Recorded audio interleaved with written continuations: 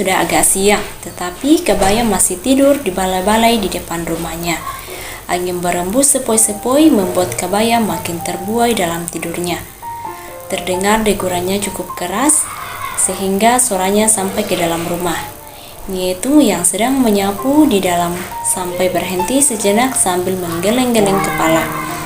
Ah, dasar pemalas, jam seperti ini masih tidur. Dari awal menikah sampai sekarang sifatnya yang jelek itu tidak pernah hilang. Nyetung berkata dalam hati. Nyetung bergegas keluar sambil memegang perutnya yang maju. Ternyata dia sedang hamil muda. Hari itu tiba-tiba saja dia ingin makan buah nangka. Bawaan bayi di dalam perutnya yang membuatnya mengedam buah nangka. Dari pintu depan dilihatnya Kabayan sedang tidur dengan enaknya. Dia mendekati suaminya dan menggoyang-goyangkan tubuhnya. Kam, bangun. Sudah siang, tolong petikkan buah nangka untuk Nyetung, katanya Nyetung sambil menggoyang-goyangkan tubuh Kabayan. Siapa yang mengganggu tidur saya pagi-pagi begini? Gumam Kabayan. Matanya hanya terbuka sedikit untuk melihat siapa yang membangunkannya. Ternyata istrinya, lalu matanya terpejam kembali. Ih, si Akang mah, ini Nyetung, omel Nyetung sambil mengguncang-guncang lagi tubuh Kabayan. Kali ini guncangan tangan Nyetung lebih kencang. Kabayan malah membalingkan tubuhnya, memunggungi istrinya sambil berkata, "Haduh, Nyai, nanti saja ya, besok Akang masih ngantuk." Nyetung cemberut, Akang mah tidak sayang sama Nyetung. Awas, nanti Nyetung akan beritahu emak. Akang tidak mau menolong Nyetung nyari buah nangka, ancam Nyetung. Kabayan menjawabnya dengan suara ngoroknya. Nyetung makin kesal. Dia beranjak dari balai dan setengah berlari menuju rumah emak sambil berurai air mata. Sesampainya di rumah emak, Nyetung menangis dengan keras sambil memeluk emak. Emak, Angtu Kabayan, tolong bantu emak, suruh dia. Elu, ada apa ini, Nyai? Jangan membuat emak kaget. Ada apa dengan Kabayan? Apa yang bisa emak bantu? Itu mak, Kabayan. Nyetung teh lagi ngidam pengen buah nangka. Tetapi Kabayan tidak mau mencarikannya buat Nyetung. Ya sudah, jangan menangis. Biar nanti emak yang bilang sama si Kabayan. Emak menenangkan Nyetung. Yuk, kita ke sana sekarang, ajak emak. Nyetung kembali ke rumahnya bersama emak. Di jalan, Nyetung memberitahu emak tentang sifat Kang Kabayan yang tidak pernah berubah sampai saat ini, yakni malas-malasan. Saat sampai di depan rumahnya, mereka melihat Kabayan masih tidur di balai. Suaranya mengoroknya terdengar cukup keras. Heh, Kabayan, ayo bangun. Dasar gebluk, kata emak setengah berteriak. Kabayan terpejat, tangannya ngucek matanya. Lalu melihat siapa yang membangunkannya. Emak, ada apa pagi-pagi sudah berteriak-teriak? Kata Kabayan sambil mengusap nguap. Ini sudah siang. Lihat, ini matahari sudah bersinar. Kamu masih tidur saja tidur. Hei Kabayan, sudah tahu si itu lagi hamil ngida buah nangka. Bukannya diturutkan keinginannya, ini malah tiduran, tidak jelas. Iya mak, sebentar lagi Kabayan nyari. Bukan sebentar, sekarang juga pergi, kata emak sambil menarik tangan Kabayan. Iya mak, Kabayan berangkat sekarang. Kabayan menjawab sambil bangun. Yang sudah matang ya nangkanya, perintah emak. Baik emak, Kabayan akan carikan buah nangka yang besar dan matang, biar semua dapat bagian, kata Kabayan penuh optimis. Kabayan berangkat untuk mencari buah nangka. Jalannya agak sempoyan karena masih mengantuk. Kabayan berbicara dalam hati. Bagaimana ya Tung teh? Saya kan lagi tidur. Suami sendiri lagi istirahat malah diganggu. Kalau bukan emak yang nyuruh, saya malas memetik buah nangka. Walaupun hati Kebayan ngomong seperti itu, tetapi dia mau disuruh oleh ibu mertuanya. Dia masih menghormati ibu mertuanya karena beliaulah yang menyetujui dia nikah sama Nyi itu. Tidak seperti bapak mertuanya yang setengah setuju. Kabayan memang lebih patuh terhadap ibu mertuanya daripada bapak mertuanya. Kabayan mendadak berhenti, tetapi hatinya terus berbicara. Itu kan lagi ngedam. Kasihan juga kalau dia mau makan nangka. Kasihan bayinya juga. Bayinya kan anak Akang juga. Duh, maafkan itu.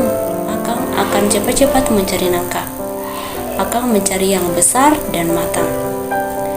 Kabayan mempercepat jalannya. Sambil berjalan, matanya tengok kiri kanan mencari pohon nangka. Rasa-rasanya minggu lalu Kabayan pernah melihat pohon nangka, tetapi dia lupa ingat di mana. Kakinya melangkah dan otaknya terus mengingat-ingat. Setelah 10 menit, dia teringat ada kebun yang ada pohon nangkanya di ujung kampung, agak masuk ke dalam hutan. Waktu itu dia sedang mencari kayu bakar dan tidak sengaja melihat pohon nangka. Di dekat hutan kecil, dia tahu pemiliknya kebun itu karena saat itu Pak Edit, pemilik kebun, sedang membabat rumput di sana. Dia bergegas ke kebun tersebut. Akhirnya dia sampai juga di kebun itu. Kabayan berhenti sejenak, pandangannya memutar ke sekeliling kebun untuk memeriksa siapa tahu ada pemilik kebun atau ada orang lain yang sedang lewat. Setelah diyakininya tidak ada orang lain, Kabayan segera masuk ke kebun itu dan tempat di sebelah kanan kebun pandangannya berhenti. Kabayan melihat pohon nangka yang sedang berbuah lebat. Dia melihat-lihat buah nangka yang cukup banyak dan dia melihat sepertinya buah nangkanya sudah matang. Terbukti dari harumnya yang tercium oleh Kabayan. Kabayan memanjat pohon nangka itu dan menepuk-nepuk buah nangka tersebut. Puk, puk, terdengar suara agak nyaring ketika telapak tangannya menepuk buah nangka itu. Pertanda buah nangka itu memang sudah matang. Ukurannya sangat besar. Buah nangka itu dipotong dengan golok di bagian tangkainya dan jatuh dengan suara cukup keras. Buk! Sebelum turun, Kabayan melayangkan pandangannya ke samping kiri. Dilihatnya dari jauh ada orang yang mendekati kebun yang ternyata pemilik kebun. Orang itu tidak melihat Kabayan karena terhalang daun-daun yang cukup lebat. Kabayan segera turun dari pohon nangka. Waduh, bagaimana ini? Nyi Edit datang orangnya. Sangat galak lagi. Kabayan bergumam. Pandangan Kabayan memutar, lihatnya ke sungai di belakang kebun. Aha, Kabayan menjeritkan jarinya, tanda dia mendapat ide. Lalu digelendingkannya buah nangka itu menuju sungai. Kabayan tidak mengangkutnya karena selain berat juga agak buah nangka itu tidak terlihat oleh yang mempunyai kebun. Setelah dekat sungai, buah nangka itu dicemburkan dengan hati-hati agar tidak terdengar suara airnya. Nangka, kamu pulang duluan ya. Saya mau kabur dulu. Kamu sudah tua dan matang. Keterlaluan kalau tidak tahu jalan, bisik Kabayan. Nangka itu hanyut terbawa air sungai yang mengalir cukup deras. Setelah dilihatnya buah nangka itu agak jauh, Kabayan tergesa-gesa jalan ke arah jalan masuk kebun. Saat Kabayan mau lari, yang punya kebun melihatnya. Heh, Kabayan, lagi apa kamu di kebun saya? Kamu mau maling ya? Tanya Nyi Edit. Enggak Nyai. Suara Kabayan agak bergetar. Kamu itu alasan saja. Ayo ngaku saja mau maling. Nyi Edit mendesak. Benar Nyai, Kabayan mah tidak bohong. Kali ini suara Kabayan agak ditergak. Demi apa kamu Kabayan? Tanya Nyi Edit lagi. Demi Nyi Etung, Nyai, kata Kabayan tegas. Ah, kamu ini mau maling saja membawa nama-nama istri segala. Ayo, ikut saya, kita ke rumah Pak RT. Waduh Nyai, jangan atuh. Betul saya tidak maling. So mana barang buktinya? Lalu Nyi Edit memeriksa Kabayan. Dilihat dari depan tidak ada yang mencurigakan. Dia memutari tubuh Kabayan. Ya juga ya, tidak ada, kata Nyi Edit. Sudah kamu pergi sana, awas, jangan kesini lagi. Nyi Edit membentak. Tidak pikir panjang lagi, Kabayan langsung lari. Sambil lari, dia menoleh ke Nyi Edit dan berteriak, "Dadah Nyai, dasar si berokok, mempermainkan orang tua." Nyi Edit melengos. Hampir setengah jam Kabayan berlari, nafasnya terengah-engah. Akhirnya dia jalan biasa. Untung buah nangkanya cepat diceburkan ke sungai. Kalau tidak, bisa gawat urusannya. Kalau ketahuan Nyi Edit, Kabayan tidak hanya kena semprot, tetapi juga kena tampar. Nyi Edit kalau sedang marah selain memang suka mendaprat juga suka menampar. Tidak terbayangkan oleh Kabayan apalagi pipinya kena tampar Nyi Edit, sakitnya bisa ditahan, tetapi malunya itu tidak berapa lama kelihatan rupanya. Nyi Etung dan Emak sedang duduk-duduk di balai, menunggu kedatangannya. Mereka tidak menyadari Kabayan sudah datang karena keasikan ngobrol. Begitu melihat Kabayan, Emak dan Nyi Etung berdiri menyambut. "Ulu Akang sudah datang," kata Nyi Etung sambil senyum, berharap hari itu dia bisa makan nangka. Dia membayangkan betapa manis dan legitnya buah nangka. Lalu dia menelan ludahnya. "Dapat tidak buah nangkanya, Kabayan?" tanya Emak sambil matanya melihat seputar tubuh Kabayan. "Dapat atuh Mak, matang dan besar sekali," kata Kabayan bangga.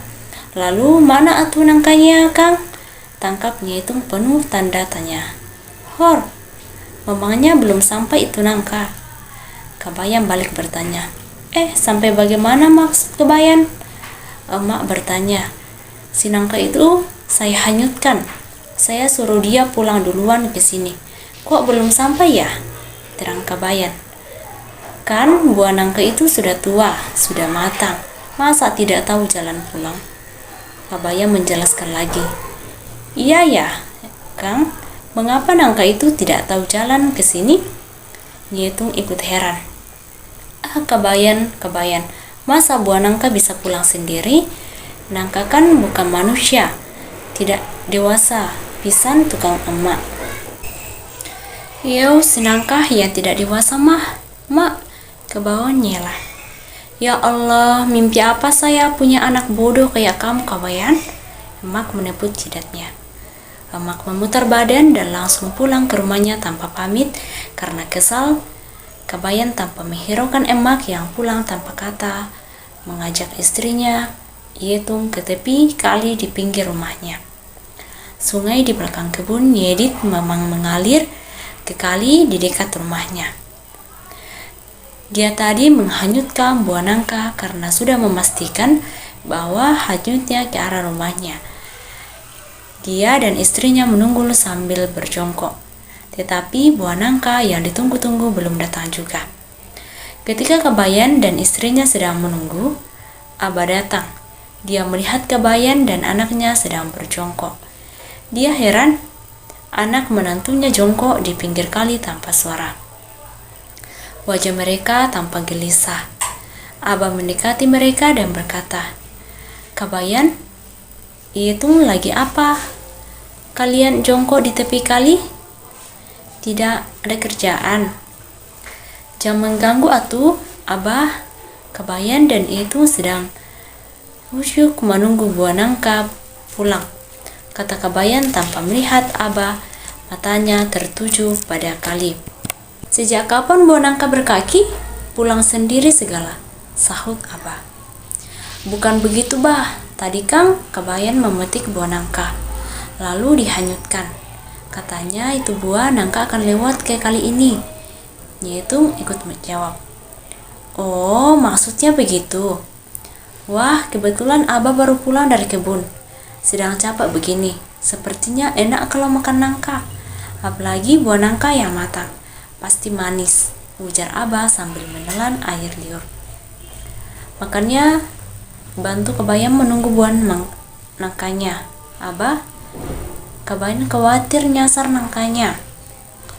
Tunggu Kabayan. Kamu dapat buah nangka dari mana? Kamu kan tidak menanam pohon nangka? Namanya orang hidup yang berusaha, berikhtiar Abah. Hati-hati, kamu salah tidak ikhtiarnya. Abah mah tidak suka makan makanan yang haram. Ketika Abah dan Kabayan serta Nyitung sedang mengobrol, lewatlah Pak RT, Bu RT dan anaknya. Mereka melihat Abah, Kabayan, dan Nyitung sedang berkumpul di tepi kali. Mereka mendekatinya. Ada apa ini? Kok berkumpul di tepi kali? Pak RT bertanya.